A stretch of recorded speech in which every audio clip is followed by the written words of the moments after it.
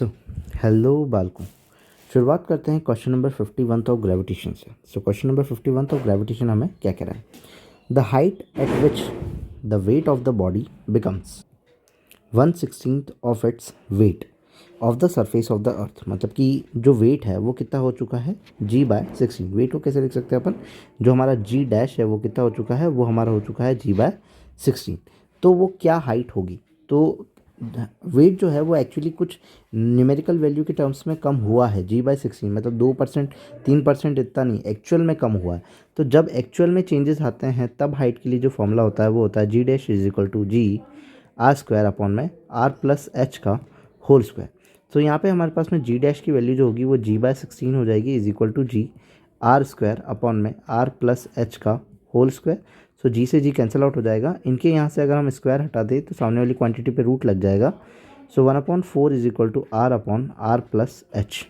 सो ये हो जाएगा r plus h is equal to 4r and h is equal to 3r हो जाएगा। सो हमारा ऑप्शन नंबर कौन सा हो जाएगा? फर्स्ट हो जाएगा ना। मूव ऑन करते हैं, क्वेश्चन नंबर सेकंड की तरफ चलते हैं। 52 जो है वो हमें क्या कह रहा है? ग्रेविटेशन पोटेंशियल के बारे में बात करेंगे यहाँ पे। So gravitation potential due to a point mass of 1 kg at a distance 0.1 metre is. Potential का जो फॉर्मूला होता है वह होता है minus of G M by r. So यहाँ पे माइनस ऑफ जी एम की जो वैल्यू है 1 kg है और आर जो है वो 0.1 है, दैट इज 10। तो माइनस जी 10 हो जाएगा। तो -10g तो हमारा ऑप्शन नंबर कौन सा हो जाएगा? थर्ड हो जाएगा। 53 की अगर बात करें तो 2 स्मॉल एंड हैवी स्फेयर्स, ठीक है, एक स्मॉल है और एक हैवी स्फेयर है, ईच ऑफ मास है, मतलब कि दोनों का मास तो क्या है? सेम ही है। Are place at a distance R apart, दोनों के बीच में डिस्टेंस जो है वो कितनी है? R. On a horizontal surface the gravitation potential at a centre of the mass of the sphere is. Gravitation potential at the centre of the mass, हमें ये पता है कि जब भी मास सेम होता है तो इनका सेंटर ऑफ मास जो आएगा वो इनके मिड में आएगा r/2 और r/2 पे। तो यहाँ पे ये पोटेंशियल फाइंड करना चाह रहे हैं हर एक की वजह से। तो V टोटल जो होगा तो V1 प्लस V2 दोनों की वजह से होगा। V1 जो हो जाएगा हम इसकी वजह से लिखेंगे तो माइनस का जी एम बाय r/2 जो कि ऐसा हो जाएगा, माइनस का जी एम r/2 वो इस वाले की वजह से हो जाएगा। सो ये हो जाएगा ओवरऑल माइनस ऑफ 4gm/r। तो माइनस ऑफ 4gm/r, तो ऑप्शन नंबर कौन सा हो जाएगा हमारा? फोर्थ हो जाएगा ना। 54 की अगर बात करें तो हमारे यहाँ पे इन्फिनिट नंबर ऑफ बॉडीज़ है, each of mass 2 kg are situated X axis at an distance, ठीक है। एक्स एक्सिस की डिस्टेंस पे हमारे पास में मास जो है वो सिचुएटेड है। एक 2 kg का मास है जो कि 1 मीटर पे है, फिर से 2 kg का मास है जो कि 2 मीटर पे है, फिर से 2 kg का मास है जो कि 4 मीटर पे है, फिर से 2 kg का मास है जो कि 8 मीटर पे, एंड सो ऑन चले जा रहा है। तो पोटेंशियल फाइंड करना है, the resulting gravitation potential due to the system at the origin will be, मतलब ओरिजिन के रेस्पेक्ट में हमें क्या फाइंड करना है? पोटेंशियल। तो V टोटल अगर हम लिखेंगे तो V1 plus V2 plus V3 सबका एडिशन हो जाता है। V टोटल की अगर मैं बात करूं, ठीक है, पोटेंशियल पूरे सिस्टम की वजह से, तो क्या हो जाएगा? Minus of GM/R1 minus of GM/R2 minus of GM/R3 and so on, क्योंकि यहाँ पे m जो है वो कांस्टेंट है, 2 kg ही है। तो माइनस का GM अगर मैं बाहर ले लेता हूँ तो ये हो जाएगा 1/R1 plus 1/R2 plus 1/R3 plus 1/R4 and so on. क्यों ऐसा? क्योंकि माइनस मैंने बाहर कॉमन ले लिया तो अंदर सारा प्लस बच जाएगा। यहाँ पे माइनस ऑफ GM रह जाएगा 1/R1, R1 जो है वो 1 दिया हुआ है तो एक्चुअली इसकी वैल्यू 1 ही हो जाएगी, प्लस फिर 1/2 हो जाएगा, फिर प्लस 1/4 हो जाएगा, प्लस 1/8 हो जाएगा एंड सो ऑन हो गया। ये GP सीरीज़ है और GP सीरीज़ का जो एडिशन होता है, सम ऑफ GP सीरीज़ जो होता है उसका फॉर्मूला होता है S is equal to A1 - R। A जो है वो हमारे इनिशियल टर्म है जो कि कितनी है? 1 है, देन 1। आर जो है वो डिफरेंस है, हाफ में से 1 को अगर मैं माइनस करता हूँ या फिर इनको अगर अपन डिफरेंस देखें कि डिफरेंस एक्चुअली है कितना, तो वो कितना है? हाफ का डिफरेंस है। अगर हाफ का डिफरेंस है तो 1 - 1/2, तो ये हो जाएगा 1/2। ये ओवरऑल आंसर आ जाएगा हमारा 2। तो हम लिखेंगे माइनस ऑफ GM2 और ये m को भी किधर पुट कर देंगे? 2। तो 2 2 क्या हो जाएगा? 4। तो माइनस का 4g, माइनस का 4g हमारा ऑप्शन हो जाएगा, ऑप्शन नंबर सेकेंड ना। 55th की अगर बात करें तो for a spherical shell of mass m and radius r at a centre, centre पे बात कर रहे हैं, स्फेरिकल शेल है जिसका मास m है और रेडियस r है, ठीक। सो अगर ये शेल की बात कर रहा है दैट मीन्स कि वहाँ पे फील्ड जो होगा वो अंदर की साइड में क्या होगा? 0, क्योंकि शेल के अंदर की साइड में इलेक्ट्रिक फील्ड जो होता है या फिर ग्रेविटेशन फील्ड जो होता है वो हमारा क्या होता है, ई इक्वल्स टू या फिर जी इक्वल्स टू ज़ीरो हो जाता है। बट अंदर की तरफ में V equals to minus of G M by R होता है, जो कि कॉन्स्टेंटली चलता रहता है। कहाँ तक? जब तक कि वो जो इसकी रेडियस है किसके इक्वल ना आ जाए, मतलब कि जो इसकी डिस्टेंस इस सेंटर से वो रेडियस के इक्वल ना आ जाए, मतलब कि सरफेस तक ना आ जाए। फिर सरफेस के बाद में इन्वर्सली प्रोपोर्शनल ये चलने लगता है। तो ग्रेविटेशन फील्ड जो होगा वो ज़ीरो हो जाएगा, but potential is minus of G M by r ही रहेगा, जो कि कांस्टेंट रहेगा। In the given figure there is a hollow sphere, hollow मतलब खाली, ऊपर वाले की बात कर रहा है। Then which gravitation potential due to the sphere will be the same. जैसे ही खाली है तो ग्रेविटेशन फील्ड इंटेंसिटी जो है वो तो ज़ीरो है, बट पोटेंशियल जो होगा वो हर एक पॉइंट पे कांस्टेंट होगा। इसीलिए हम अगर वी और आर का ग्राफ बनाए, हमारे पास माइनस साइन का रहता है जी एम बाय आर, और जो कि कांस्टेंट रहेगा कहाँ तक? जब तक कि उसकी रेडियस या जो नहीं है वो कहाँ तक नहीं आ जाए, सरफेस तक। उसके बाद में वो इन्वर्सली प्रोपोर्शनल कुछ इस तरीके से चलता रहेगा। सो अंदर की तरफ तो सब कांस्टेंट रहेगा, ओ पे भी, बी पे भी, और सरफेस पे आने वाले पे भी। तो ओ ए बी, तो ऑप्शन नंबर कौन सा हो जाएगा हमारा? Second. Which of the following curve represent the variation of gravitation potential with a distance of a spherical shell of radius are.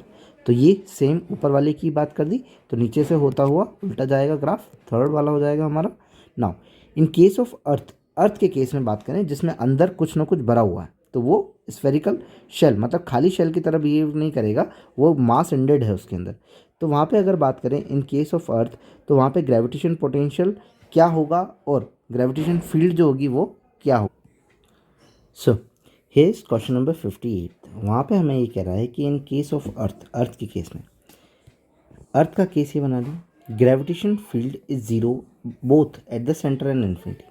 यहाँ पे अगर हम बात करें ग्रेविटेशन फील्ड की, तो अगर मान लेते हैं कि कोई पर्सन जो है वो किसी डी डेप्थ के ऊपर खड़ा हुआ है, मान लो कि डी डेप्थ के ऊपर पर्सन खड़ा हुआ है, तो इसका जो ग्रेविटेशन फील्ड आएगा वो सिर्फ किसकी वजह से आएगा? इसके अंदर जो जो मास होगा उसकी वजह से।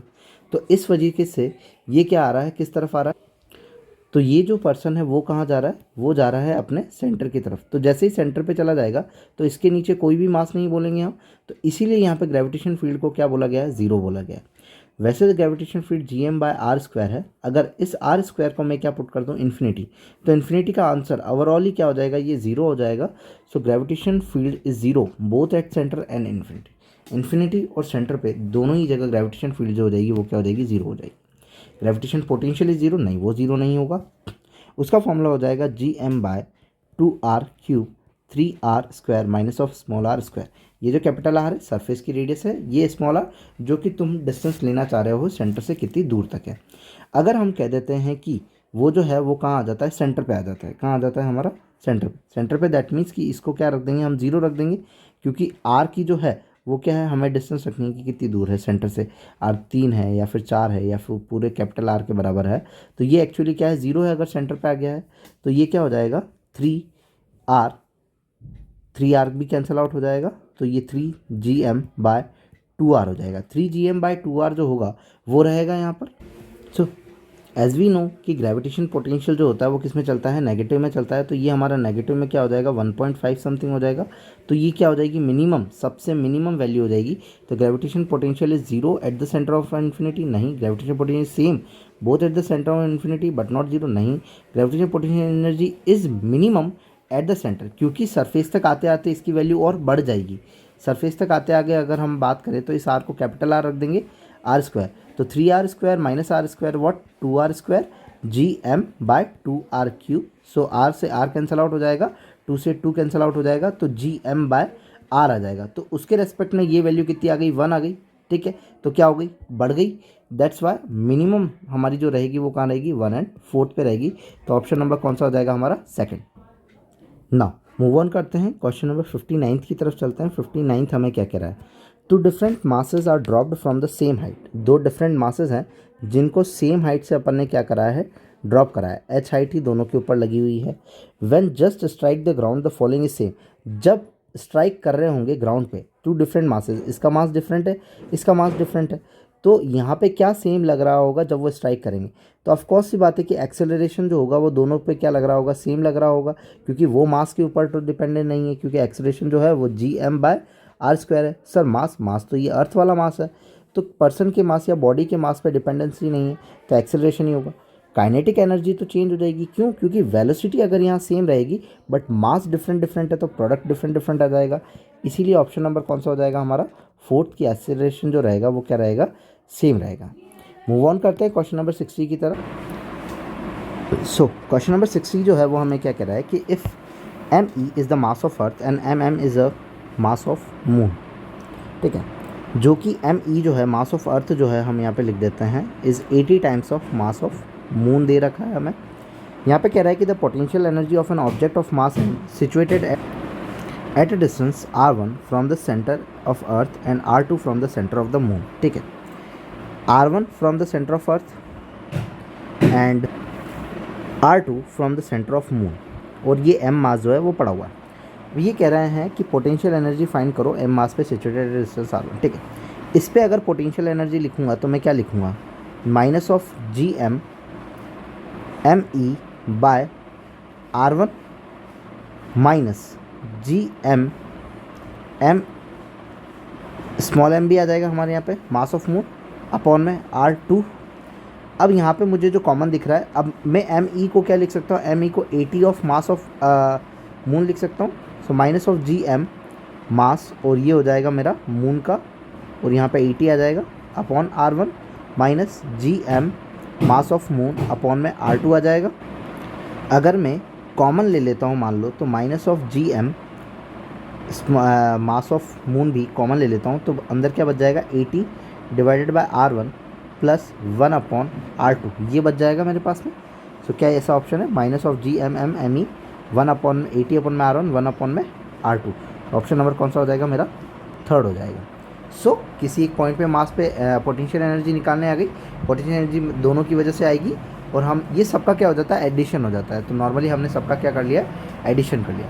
सो that's are the 10 questions of gravitation. If you like then please subscribe. Thank you.